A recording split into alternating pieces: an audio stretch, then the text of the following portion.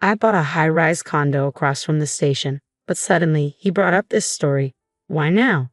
It was surprising because he had purchased the condo behind my back while I was staying at my parents' house. It's an amazing place with a stunning view and spotless rooms, but I was in shock. He moved out of our apartment and into this luxurious condo without any explanation or apology, saying he used money from selling our old place. He told me, "I'm going to live with mom and dad in this great house, so I don't need a parasite like you." It was outrageous. He decided to live with his parents without consulting me and kicked me out. I was speechless, not knowing where to begin. My name is Sarah. I'm a 32-year-old housewife, 8 months pregnant, eagerly counting down the days until I meet my baby. My husband, Richard, is 35 and works for a major company.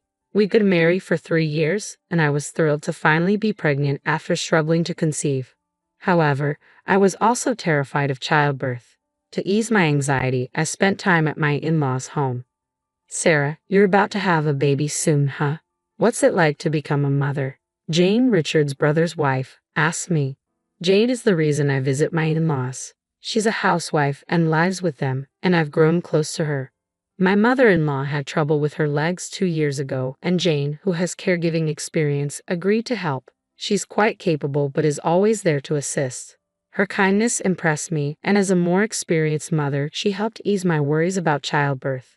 Now, with only a month left until my due date, I plan to stay at my parents' house to prepare for the birth. Although my belly felt heavy, I enjoyed shopping for the baby and imagining our new life. Spending time at my parents' home felt refreshing after a long while. 2 days past my due date, contractions started, and I tried reaching Richard, but he didn't answer. I was concerned he might be busy or in trouble. As my labor pains intensified, I focused solely on giving birth. Eventually, I welcomed a beautiful baby girl into the world. I cradled my beautiful baby girl for the first time, overwhelmed with happiness. Richard was supposed to be there for the birth, but he didn't show up at the hospital. I was too exhausted from labor to confront him directly, so I simply texted him to let him know I had given birth and then fell asleep. When I woke up, I heard someone calling my name. "Are you still asleep?" Richard's voice was grating. I blinked open my eyes to find him standing by my bed, with his parents in tow. He greeted me cheerfully. "My parents came. You have to appreciate them."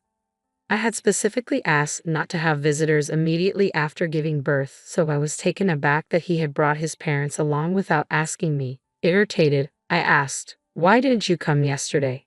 He responded casually, "I promised to go eat sushi with my parents. I thought I'd come after that, but I drank a lot and figured it would be better not to come and be a trouble."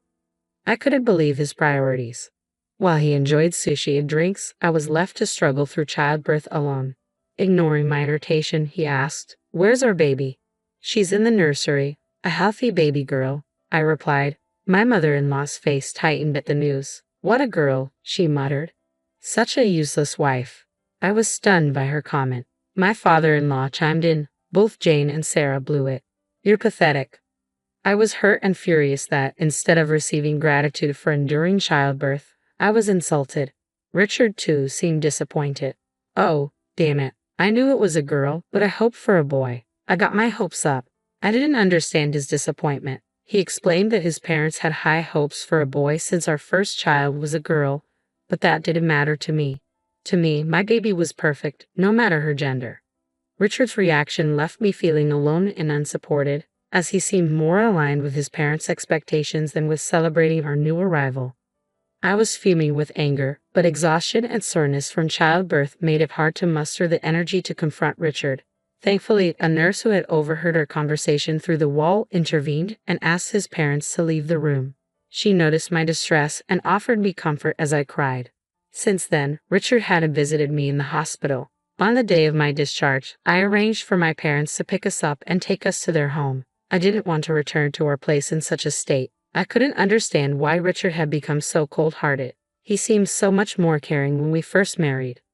I wondered if his change in demeanor was linked to his work issues from 2 years ago. He had made a significant mistake that caused a huge loss for his company. Though his colleagues covered for him, he never faced any real consequences. Still, the error derailed his career, and he had struggled to get back on track.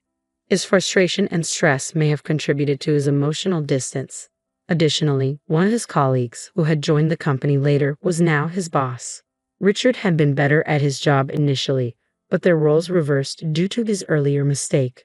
The reversal must have been hard for him to accept, adding to his stress and affecting his behavior at home. I felt a mix of dissatisfaction, hope of that having our baby would spark some change in him, but he didn't seem to be making any effort. I worried about our family's future and felt overwhelmed by the uncertainty.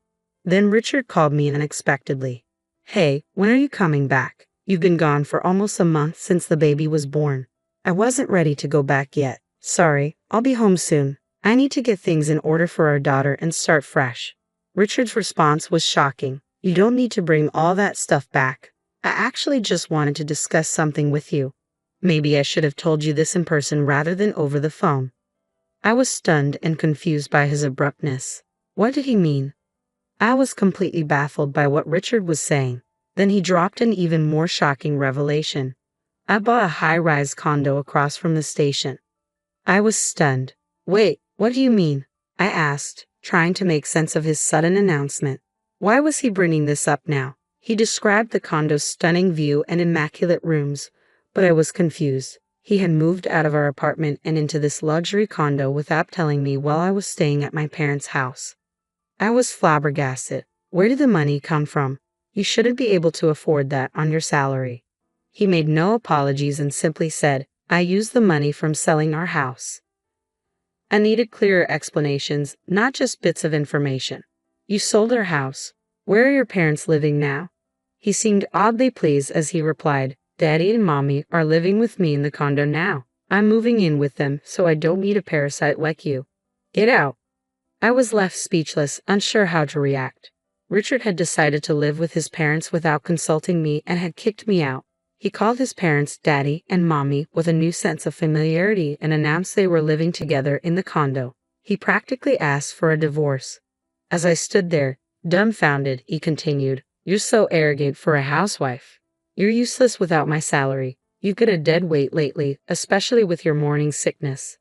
I tried to explain that I had been busy right up until giving birth, but he wouldn't listen. He added, "And our baby isn't a boy. My parents think it's better to be with a younger woman who might give them a boy. They also don't want to live with you and my brother anymore." He told me he had put my things in a storage room and instructed me to pick them up. "As for the divorce, I've already sent you the papers. Make sure to file them." And with that, he hung up on me. I was stunned and paralyzed by the shock. How had I ended up married to someone so callous? I felt like I had made a terrible mistake, but there was no point in dwelling on it now. My priority was my daughter. I had to pull myself together for her sake. After taking some time to process everything, I resolved to sever all ties with Richard and begin a new chapter in my life. I was determined not to let him control me any longer. If a divorce was what it took, then so be it. I would show him who would truly regret this decision. My parents were furious when I told them about the situation. They immediately agreed to support me through the divorce. As soon as I received the divorce papers from Richard, I signed and filed them.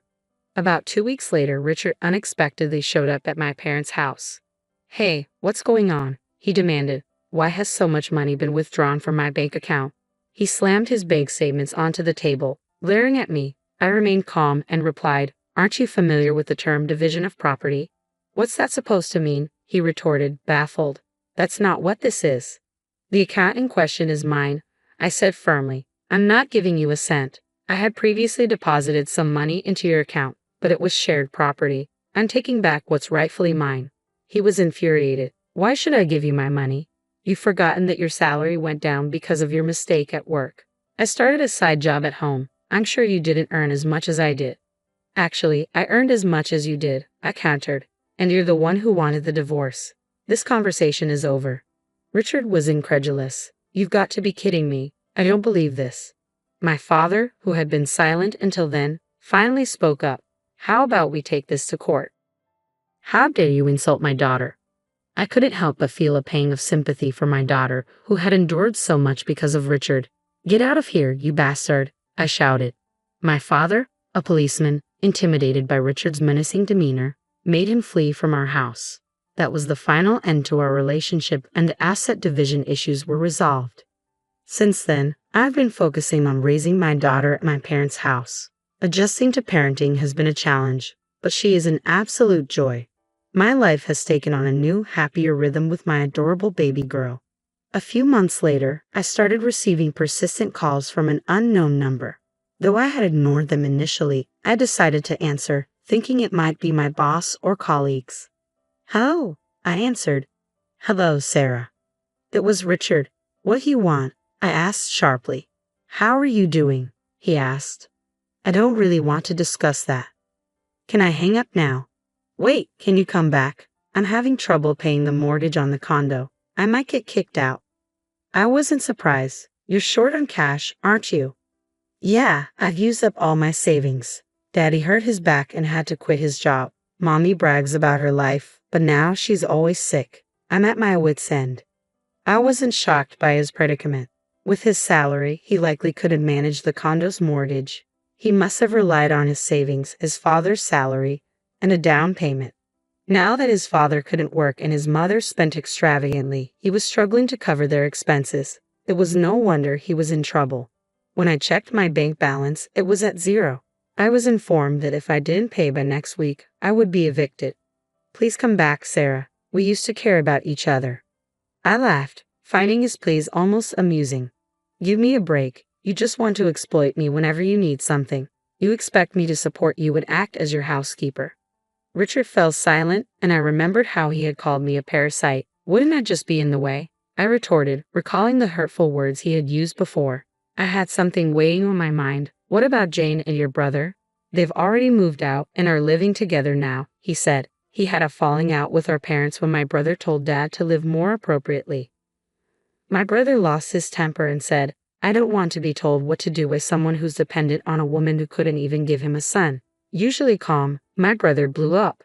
He left the house saying, "I'll cut you off if you keep making fun of my wife." "I see. It sounds like he's a decent person. It's good to know he cares about Jane," I responded. "Please come back, Sarah." "Are you serious? Who would ever return to you? I'm fully occupied with taking care of my daughter. I can deal with jerks like you." "By the way, calling your parents daddy and mommy at your age is pathetic," I added. "Don't say stuff like that. You can take our daughter here if you want." "Weren't you supposed to live with our daughter when you first asked me?" "Ah, well, oh, I see. You don't even remember. You had your daughter, didn't you? I would never take her to a father like you. Don't ever call me again. If you show up again, I'll call the police and my dad will make sure you get arrested." He made a pathetic sound, clearly recalling my dad's intimidating presence. I hung up and blocked him. Later, he tried calling me from a new number, but I had changed mine too. A bit later, Jane contacted me. "I'm sorry for not reaching out sooner. We moved to the countryside, and it took us a while to get internet access set up." Jane and her family had decided to live in a peaceful, rural setting. I visited their new home and found it to be a charming town surrounded by nature. I imagined how happy and well-adjusted my child would be growing up in such an environment. Jane's husband filled me in on my ex. He and his family were eventually evicted from their high-rise condo and burdened with debt. He was struggling to support his parents and barely making ends meet. In contrast, I was thriving. I worked from home and lived comfortably at my parents' house. Today, I was going to relax at Jane's place for a few days before returning to spend more time with my daughter.